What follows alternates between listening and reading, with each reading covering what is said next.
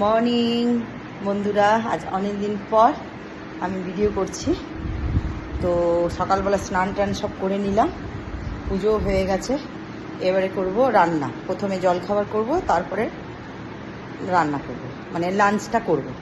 তো চলো এখন বাই বন্ধুরা। আজকে বানাবো চাউমিন। তা এখানে বরবটি, ক্যাপসিকাম, গাজর কেটে নিয়েছি।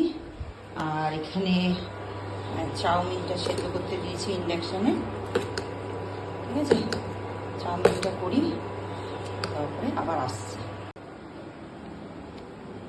বন্ধুরা, হয়ে গেছে আমার চাউমিন।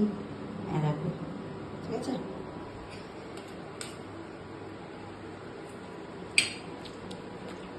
নরম হয়ে যায়। মানে তোমার খাবারটা এখানে রাখলাম।